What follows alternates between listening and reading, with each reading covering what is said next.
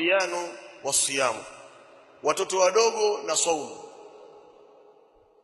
Hal yu'maru as-sibyanu, je wataamrishwa watoto wadogo duna al-khamisata ashara bisiyami, walio chini ya miaka 15 ataamrishwa kuje, ataamrishwa mtoto mdogo, watoto wadogo walio chini ya miaka 15 bisiyami, kufunga, kama fi salati, kama ilivyo katika swala. Sababu katika swala anaamrishwa akifika miaka mingapi?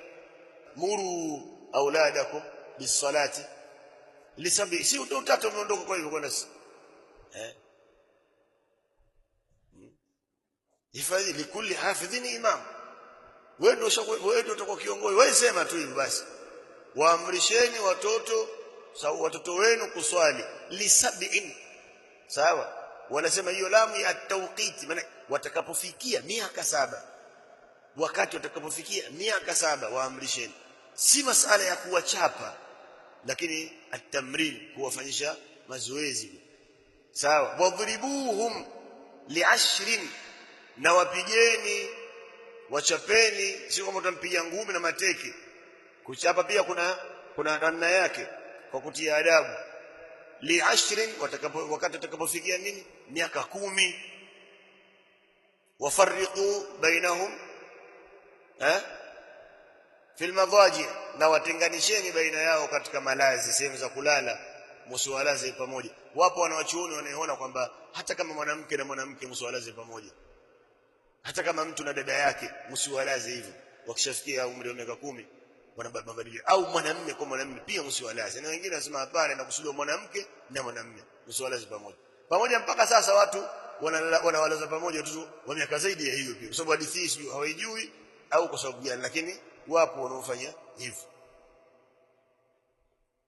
Haya, kwa nini tumetaja hadithi hii? Kwa sababu kuna miaka 7 ya kuamrishwa na miaka 10 ya kuchapa. Je, kwenye saumu ni kama hivyo? Sawa, ndio swali moja. Na kwenye saumu ni hivyo hivyo, akifika miaka 7 na akifika miaka 10 ndio hivyo. Ndio maana akasema aliyekuwa chini miaka 15. Naam, Sheikh asema ndio, yu'maru as-sibyanu, wataamrishwa watoto alladhina ambao lam yablughu, hawajafikia baligh bisiyami, kufunga. Kweli wataamrishwa idha ataquhu, watakapoweza huko kufunga. Kwa hiyo mtu anaweza kufunga akafika saa 6 akamwambia ale, si wengine anaweza kufika saa 10 hivyo, ukamzoesha. Akisha mwambia hapo kufa lakini huli, hiyo ni mazoezi tu kumzoesha. Jalia akifa inakuwaje kisheria? Na ikaonekana sababu ni kule kukaa na njaa, sasa tutakumemua. Anasema lakini kule kumzoesha. Kwa hiyo na kuna watoto wengine wametofautiana, maana yake pia watoto kuna huko kula, tangu watoto pia unawajua, hata wanao unamjua na kupenda kula alivyo.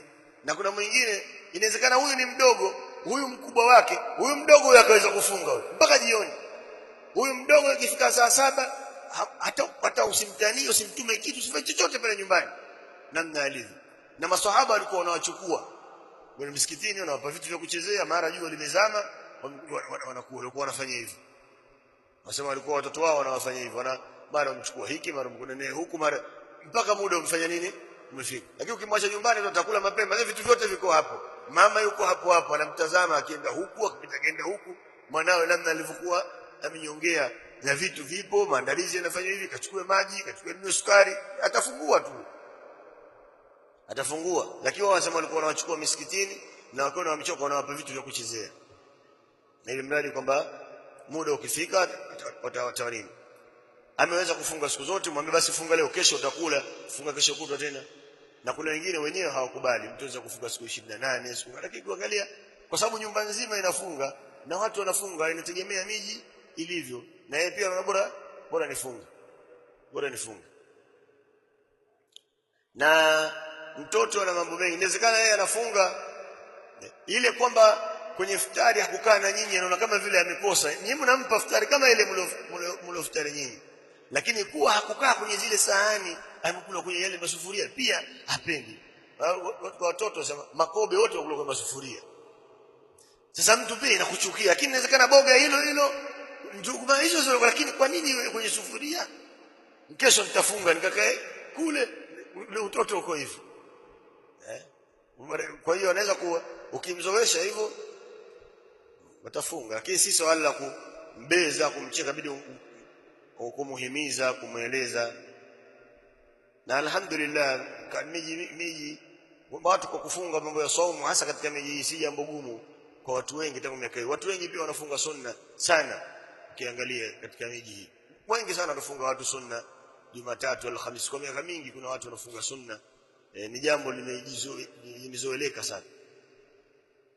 Kwa hiyo Sheikh rahimahullah anasema ni sawa, ndio sawa hivyo, kama kana sahabatu radhiyallahu anhum yafaluna dhalika bisibyanihim, kama walivyokuwa masahaba wakifanya hivyo kwa watoto wao.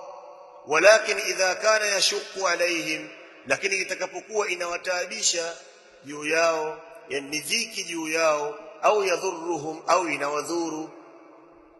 idha kana siyamu yashqu alaihim, inawataabisha wao, ni tabu juu yao au ni dhiki juu yao, au yadhurruhum, au inawadhuru, fa innahum la yulzamuna bidhalika, kwa hakika hawatalazimishwa kufanya hivyo, hawatalazimishwa kufunga, kwa sababu ni sehemu ya tamrin. Labda afike baligh, hapo itakuwa sasa ni wajibu.